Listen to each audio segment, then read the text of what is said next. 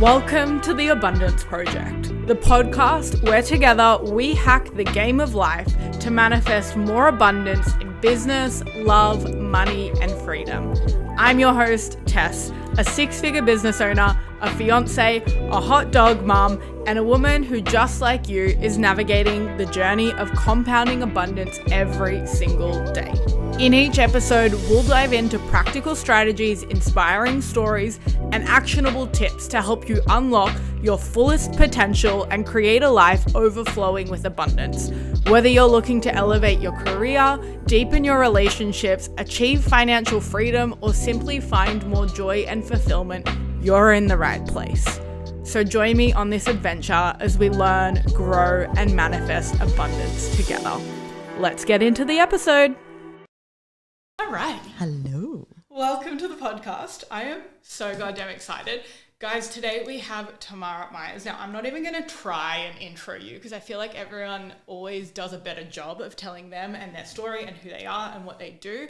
And I kind of have like a direction that I want to take the episode. However, we are so open to wherever the conversation lands. So tell us, for those that don't know, who are you? What do you do? What's your story? And we'll go from there. What an intro. And well, just thank you so much for having me. This is my first podcast in Gold Coast as a Queenslander. So first and foremost, thank you so much for having me. My name's Tamara Myers and I am a business coach, a speaker, podcaster as well. And essentially what I do is I help Queens build their online business help them build their business in the online space through storytelling, building a personal brand and showing up authentically. So we're going to have a damn good conversation. We're definitely going to be authentic, so I'm ready for it. Yeah, all the like fuck shit, like. Yep, big dick energy. We love it. I was going to say cunt, but let's not get. No, yep, go there. Cool. Go there. Well, in fitting with like the theme of, I recently rebranded the podcast to The Abundance Project, and I wanted to speak about all different things abundance, which means everything to me. It's money, it's authenticity, it's followers, it's showing up, it's living your dream life, it's all of the things. But the reason that I was kind of attracted to you is we both have a history in bodybuilding, and that kind of led me down the road of thinking what getting on stage and bringing that confidence then translates to your online business, then translates to everything else you do in your life. But underneath all of that, the identity shift in it. So I want to speak to how you see the identity of being a CEO, being a personal brand. Like, what's your experience in your identity journey? Wow. Oh, I love this question because it's essentially what I share at my event, because my whole life has been, going through all these different identity shifts and really navigating through being, my authentic self. And I find that when I was, taking you guys back more around the identity as a dancer actor, I was in my pretend self, I was in my negative self, I was in victim mentality. Whereas when I went through the identity as a fitness coach, as a bodybuilder, I found that for a really long time, my identity was in my pretend self, which was putting on a facade, but I wasn't aware of it, And I think it's just because as we start to grow and as we start to heal, we start to unravel and I think peel the layers of us really being unapologetically ourselves. So I found like in the bodybuilding community, it allowed me to be a version of myself, right? But I think until now, I've really started to see the more I am me, the more it attracts aligned clients, beautiful relationships, it allows me to also heal more and just own who I am. But I guess like the identity in the bodybuilding space, I'm so grateful for because it brought me to where I am now. And, I started it because I wanted to help people. And I think my biggest message, if anyone knows me, I've always had this dream to help people, but it was kind of like the dance world and the acting world. I was not really helping anyone. I was, more of an inspiration, but I wasn't helping myself. So I transitioned into the fitness space and I found I could physically change people. And then I realized through, being diagnosed with complex post-traumatic stress just 6 weeks out of my bodybuilding show before I became a pro, it allowed me to start to work on my inner health and heal from that. So again, like bodybuilding taught me so much around discipline and pushing yourself and, being seen. It helped me market myself too. But it's an identity that I don't really I guess, go with anymore, but it's a part of me still, because it's, again, like we are authentic, but we can also still be in facade. We can still be in pretend. And so that's kind of like my relationship with it. It's still a part of me, but I don't recognize myself as that anymore. So I feel like, I'm like, are you telling my life story or yours? Because I was a dancer and then bodybuilding, and then just before my WBFF show where I won my pro card, which was 2 years ago this month, congratulations. by the way. Fucking wild. Just before that, I went through an experience that led me to like the mindset world and to healing. And that's, I really do feel like it was that healing that allowed me to shine on stage and then get my bodybuilding pro card. But it is, I think a lot of people think, oh, I'm going to be a wealthy woman, or I'm going to be a 6-7 figure CEO, or whatever it is. And they assume this identity, but it's so far away from them that it almost feels like they're lying to themselves. It's almost like that affirmation thing. And I think it's these little steps along the way that get us to where we are. And also, like, personally for me, I'm like, where I am is not where I'm ending. Like, there is a lot more to come. Oh, I love this. And it's all about the evolvement and the embodiment and the next layer that we get to explore. So I really resonate with that. And congrats, you know, like on the healing journey, on you being a CEO, and, you know, also just holding space for people. I'm so fucking proud of you. Thank you. I very much appreciate that. I'm interested to know what the shift in the identity experience, like, I feel like for me personally, when I shift identities, when I realize like, oh fuck, who I thought I am is not really who I am anymore. And I'm interested to bring like branding and marketing into this conversation, because I feel like even for me over the last 2-3 years of my business, it was fitness, and it was human design, and then it was mindset, and then it was business. And it's like, I just grow so quickly that I need to like catch my brand up. But there's also such a grieving process, which comes with the appreciation. There's so much in it. So what is like, do you have tools that you use? What does that experience usually look like for you, and how do you help others through it? Oh, wow. I feel like I've only just been through a rebirth at the moment, like here now being in Queensland, and like now going into this full blown like play big mentality with the embodiment and the evolution. It's part of what I'm sort of talking about at my in my season 3 podcast. But what do I do in terms of hacks and tools? I find that I always feel we will get presented opportunities where it's like either a lesson or a challenge or almost like a redirection. So for me this year, I always talk about themes in my life. So it almost represents like the story that I share. So last year was embracing, oh my God, I can't even remember now. The theme was play big, but it was more in a sense of like playing big, but a lot of problems came with that. So it's kind of like, if you want to play big, these are the lessons you need to learn. So it was almost like the permission slip and leaning into it. It's almost like when you say it and you embrace it and you declare it, it's like the work has to come in with it. So I find that the processes I have, it's almost like, you know, declaring it and owning it and following through with it too. So I found that the grieving process, when I came out of like the dance phase into fitness, it was almost like, I think it was more of the surface level journaling stuff. Whereas when I went from fitness to mindset, it was almost like the forgiveness sort of hack and tools that I did, the grieving, like letting go, Ho'oponopono meditations, a lot of that kind of stuff. Whereas when it went from like the mindset into business, it was more around like the excitement of it, as opposed to like it being like this like grieving process of just being like, you know, you've had to let go of this thing. Whereas now it's like the next evolution, and it's almost like you're only going into new levels and ascension. So that's kind of like how I embody like the hacks and tools and how I process everything. Sometimes it hits me in the face though, because at the end of the day, it's like, fuck, really? But it was funny because I had lunch with these beautiful couple yesterday, and they were just talking about how they've gone from one business to another, and it was kind of like what we spoke about, like you evolve and grow, new things come up, and it's like a lot of people may be feeling almost like, am I changing too much? Am I changing direction? Am I indecisive about certain things? But I find that the types of people we are, you can evolve and change careers, and you can stay in a career path. You can, you know, change your branding and marketing, and that's okay, right? And you'll find your people and you'll find what you're meant to be doing.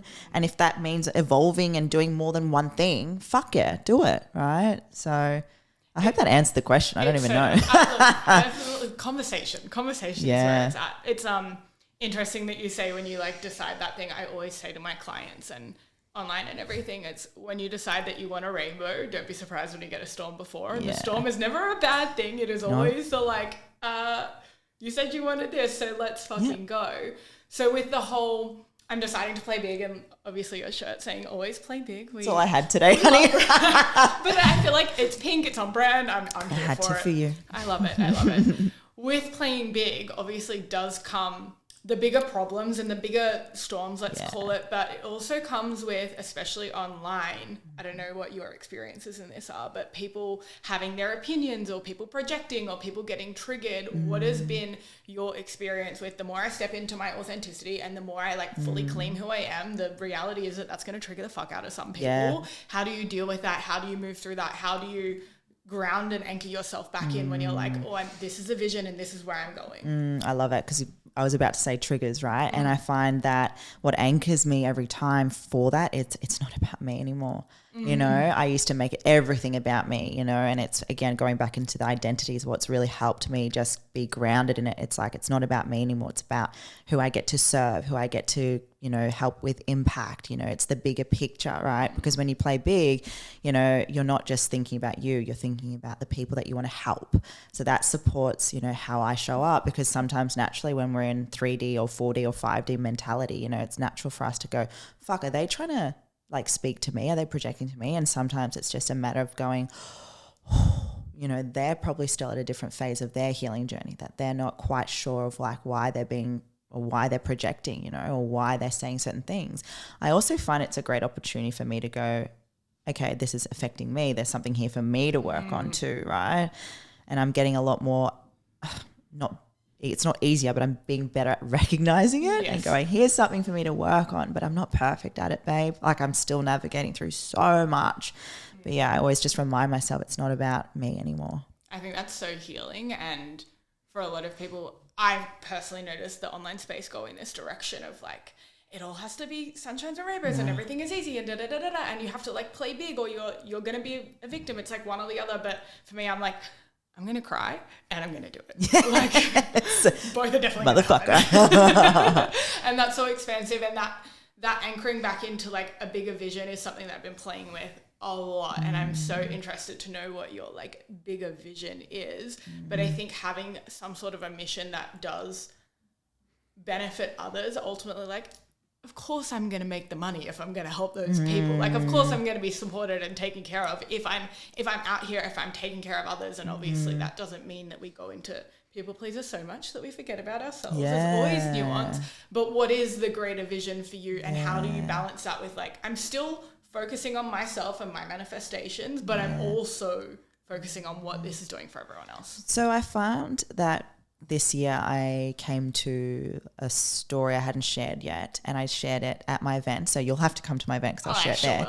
And it's a big part of what helped me go through this next sort of vision, which was essentially like, this gets to be a permission slip for me to help other women who've been through something like this. So I realized that I wanted to start, you know, creating, I mean, I haven't built a foundation yet, but I'd love to, you know, create a foundation one day where I'm supporting, you know, women who have been through homelessness, who have had fathers who have treated them a certain way, you know, addictions and abuse, you know, like having a safe space where, you know, it allows women to know that their story can become a way to, you know, build their own businesses, right? So before it was just about me, this is my story. Whereas now it's like, well, what if they have stories and they haven't had an opportunity for them to be stepping on stage to share? So, you know, giving my money away to an organization like Blue Dragon has been part of that vision. You know, being able to step on stage globally has been part of my vision.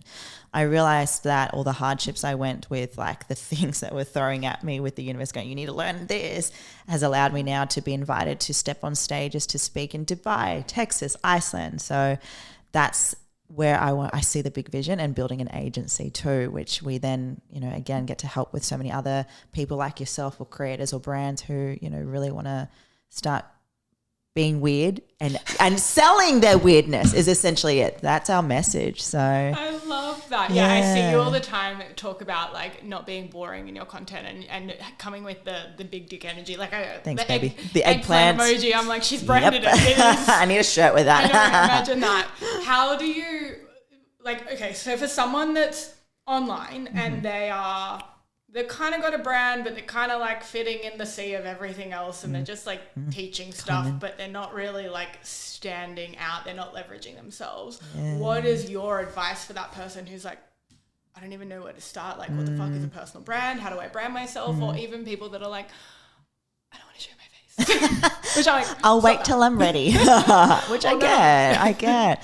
I always begin with, because we talk about, the Taylor Swift strategy, which is part of the things we teach about, but it's allowing us to start recognizing the significant events that have shaped us for who we are. So I would say begin with knowing what your story is. It may be stuff to reflect on, to write about. One of the greatest things that Taylor Swift does is she has built her authenticity by her stories and her love poems and her songs, and I find that if people were to go, where do I begin to be a point of difference? Like, look at what you've been through, reflect on those stories. It may not be traumatic, it may not be crazy, but there's stuff there.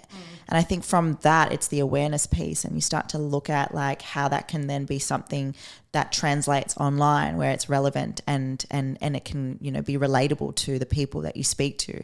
And I've only learnt this, babe, based on me sharing and being like, I don't know what the fuck I'm doing, but I thought I would share this. And that's allowed others to do the same. So I find that it's almost, as I said, the permission slip, recognizing your story, writing your story down, looking at the patterns and significant elements, the themes, and then going to your audience and going, I've never done this before, but I'd like to take you on a journey. And that way it allows people to go, okay, she's human.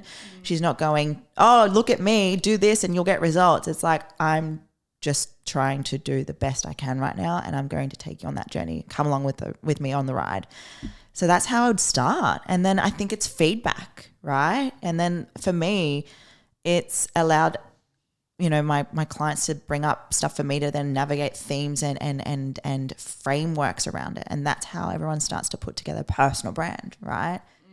I think it's such a big key point in like the storytelling piece and the leveraging the personal brand piece, like especially in this day and age where AI is becoming so big and like we can't ignore that, and information is everywhere, all the things. Like what's going to make someone stand out is absolutely their personality and absolutely their own stories. I actually heard a quote the other day. It was Melanie Ann Layer, and she was saying something along the lines of, if you don't know, or if you're wanting to be different, start sharing your story, because nobody has it. And I was like, like 1000%. And even the difference between, I love that you mentioned, even if it's not a hugely traumatic story or anything like that, because personally for me, I had a wonderful childhood. I'm so grateful for my mum and my stepdad and everything.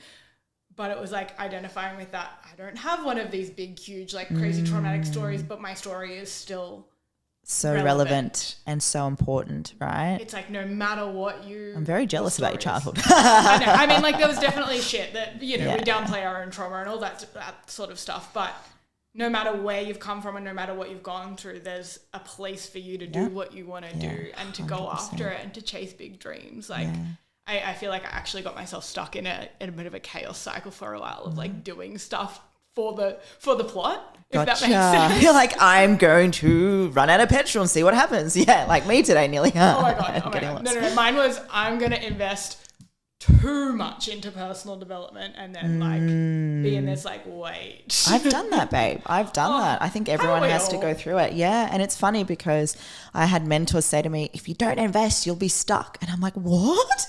So every time I had made money, it was like, oh, so I hear you. But what a great story, because that gets to be something you teach and bring forward. I mean, look, I'm just watching you now, like the yellow and the pinks. Like it's, again, you're living and breathing who you are as a person. And I love that about you already. You know what's so funny?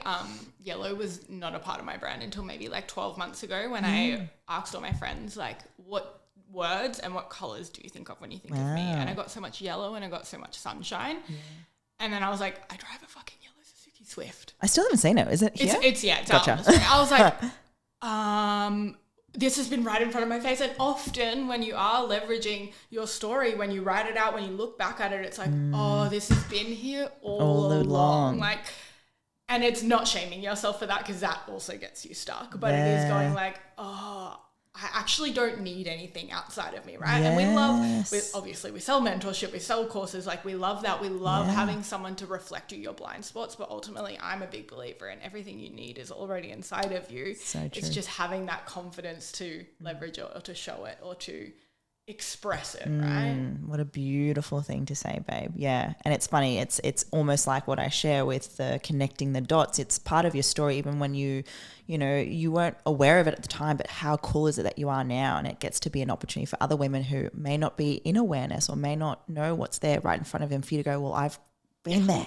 Yeah, right? 1,000%. Like it's always so funny in a way when a client brings something and I'm like, makes sense as to why we're like in mentorship right now, because I've been there, done that, like experienced that. Let me get you through it twice as quick than I did. And it's not like taking that experience away from someone, because like you said, we all have to go there, and we've all been there, we've all experienced it, but having someone in your back pocket or in your life, whether it is a mentor, a friend, a partner, whatever, that can go like, I see you and let me guide you because I've been there, but also like, you're strong, you can do this by yourself, which is cool. The thing that came for me just then was self-led. You know, I love when you're in a mentorship where you hold space, you're a soundboard, but you're allowing them to also process for themselves, so that they can make decisions for themselves and be self-led, to be empowered, you know, and that's so beautiful with what you just said. Thank you. I want to keep going down this route of identity, especially in the CEO identity. Yeah. I feel like a lot of, especially in the fitness industry, which I know you have a few fitness clients, I know you have all types of clients, but coming from bodybuilding, it's so natural that we have a lot of fitness followers and then fitness businesses. And I see this a lot specifically. There are people that, what am I trying to say here? I've entirely lost. It's almost like your own business owner mindset versus CEO mindset, right? Thank you. It is that, like, I love working in the business, but I fell into business because I love helping people and I don't actually know the skill set of business. And that's a whole identity to embrace, right? Like, so how was your story in, okay, I want to build this thing and I want to learn marketing and I want to start working on this and teaching this and sharing this, and how do you guide other people through, like, if someone's just got a fitness qualification, they didn't learn how to market, they didn't learn how to content create, but now you're thrown in the deep end of like, that's actually part of your job description. So you got to take on the identity of that. You got to work on your business as much as you work in it. What is, like, how do you help women through that? What's your story with that? I mean, it's always a story where I was, COVID was a big thing for me and my beautiful best friend Loz. We built our fitness businesses and we had an app, and COVID happened and we were like, amazing, we're ahead of the game. Right. And so business owner mindset would have been like, let's just, take some time now to not do anything. Whereas one of the most amazing things my best friend said to me, she's like, this is where we keep going. It's about the momentum. And with that as well, I realized I'd also just gotten out of a relationship, and I was, in a studio apartment in Brookvale with my 2 cats. I share this story all the time because it was one of those moments where I was like, there is something here. I know right now. And it was in that time where I could have decided to, save and do nothing and just, sit there. But it's when I leaned into, getting a mentor, because it was during a time where, everyone was holding back money and saving. I was like, this is where I lean in for support. And I think that was where the shift from business owner to CEO mindset went, because, and there's so many other variables of that, then, you look at hiring, you look at outsourcing, you look at upskilling. And I find as a CEO versus business owner, sometimes we think for the present and it's important to be in the moment. Yes, now, but then it's like future, like lifestyle empire, as opposed to being a prison of your empire.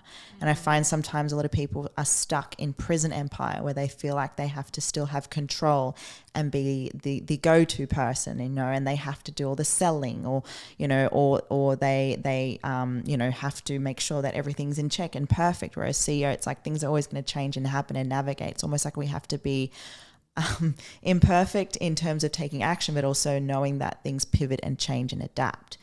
So I almost feel like being a CEO gets to be not about wearing all the hats, but it's more about like leadership and honesty and, asking for help. Whereas business owner, we want to do everything ourselves and we go through this rabbit hole, where we're like doing the same thing over and over again and we expect something different. And I think CEO, we're always working on the embodiment, but also knowing that it's okay to ask for help as well.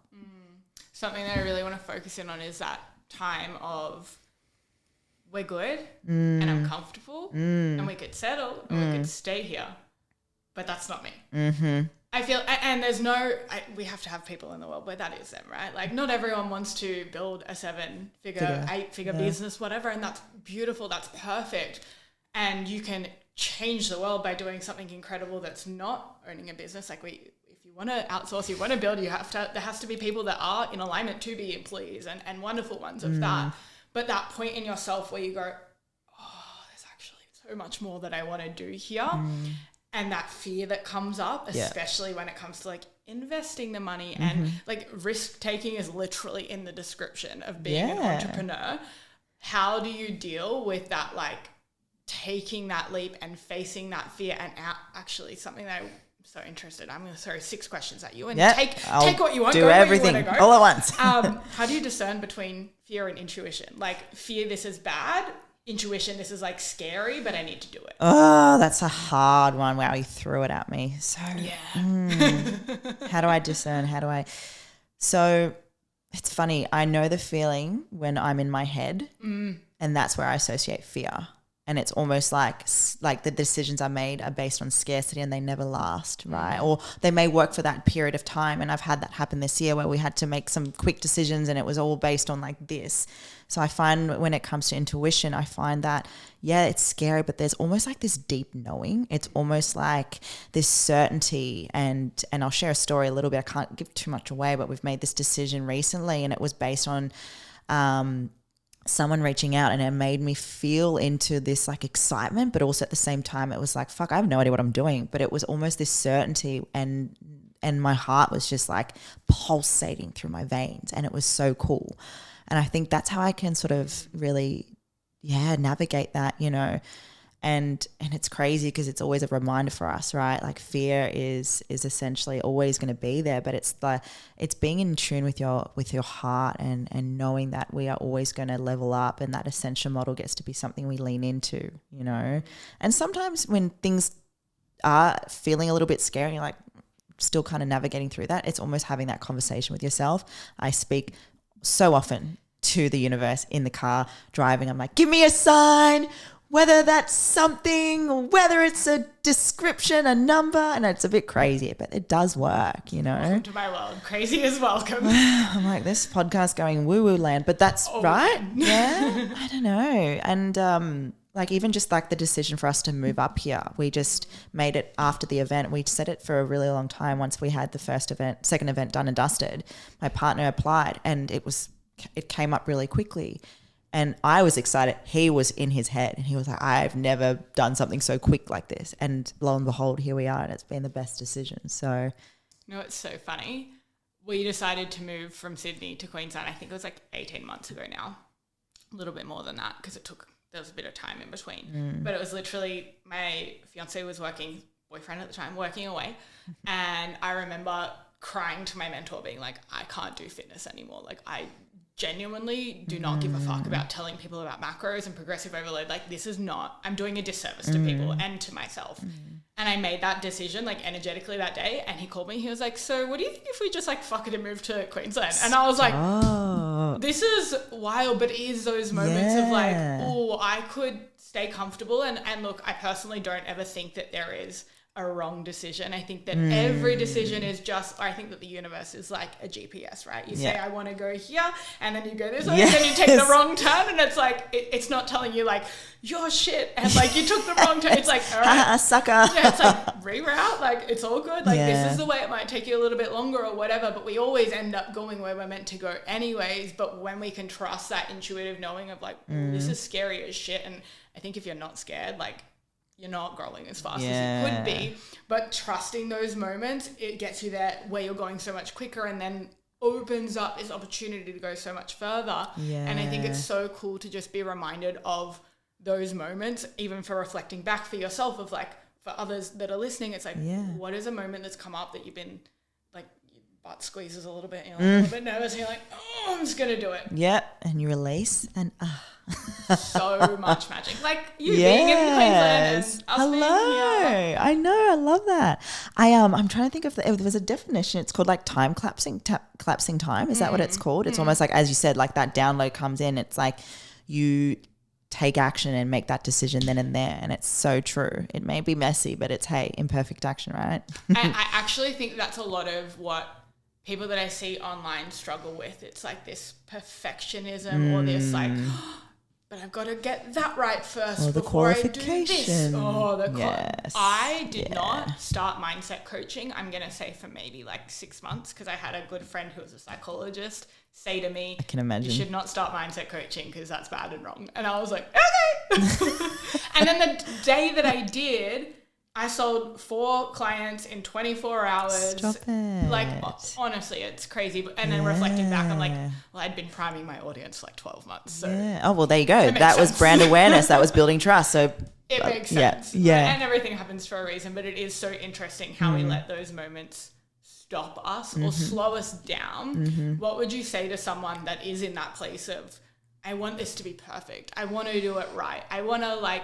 I need to do this first, or I need to learn this first, or It's probably going to be a simple answer, but... I would just say stop buying into your bullshit excuses, you know? and again, like I come from a background where dancing was all to do with the structure and perfectionism, so I still work around this sometimes. And I like to use the word polished instead of perfectionism, you know? And I find that it's almost like sometimes you need to reframe your language and you know, pivot with that and play around with it too. And I find that it's, again, like it's the permission slip again, babe. You know, I have sat so long where I wanted everything to look a certain way and be a certain way, and that was me in fitness and that was me in the dance world. And whereas now it's like I've got a stain on my shirt. I have finally worn a new pair of underwear. Like I've been like, it's just, you know, this, but that's who I am. And it's like when people hear that, they're like, fuck, she's a human being, you know? And I think that gets to be more of a way to sell online. Your messy life is your selling point. So. I fully agree. People want to connect with humans. They want to be seen. They don't want to be like held back in their victim shit. Like I'm gonna call you out, but also like I get it. You're a human, and we all are, and we all make mistakes. And taking messy action is that like the fastest route. And then you get to a point where you go, okay, now I actually am probably taking too much messy action. So yeah, we refine. yeah, that's okay. And it's part of marketing, you know, tweaking it and the butterfly effect, and we can always change it. So yeah, I think that's so powerful. What is, like, I know you've made some decisions for your business and you can't share those, and that's perfect. What is next? I mean, I've given a couple of hints. Drop some things. We love that. What is next in terms of I'm going to take it back to the abundance project. In terms of abundance in your life, I actually have seen you've been focusing on health again more and things like that. But what is next for the abundance, taking that to the next level in so many things? And I'm going to be a bit more transparent. You know, my partner and I, we're working on our relationship right now because we're working together in the business. And what has happened with that, you know, it's made us be just predominantly talking about the business. So we're, you know, working together with someone in our relationship to help us, you know, flourish and create intimacy again. So that's something I wanted to share just because I'm very big on being open and honest. What else? You know, we're building, we're doing a tour for my shop, Sell and Scale. So, you know, allowing that message to really, you know, be across Perth, Melbourne, Sydney too.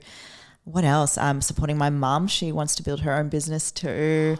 Yeah. So it's something I'm being a lot more aware of, that I don't spend as much time with my family, and I've only got my little brother and my mum in Australia. So I think that's a big thing I want to work on too. So it's family, you know, relationship with my partner and I, and yes, health too. I found that I went too far in the not training and the not eating. I go almost addictive in certain ways, you know, like if I'm obsessing over calories, and then when I go too far into my business, I was just like not leaving the house. So now it's like really prioritizing that time where I get to go to the gym with my partner. We've got a new gym that we're going to, EMF Harbourside. Shout out to you guys. It's been so nice.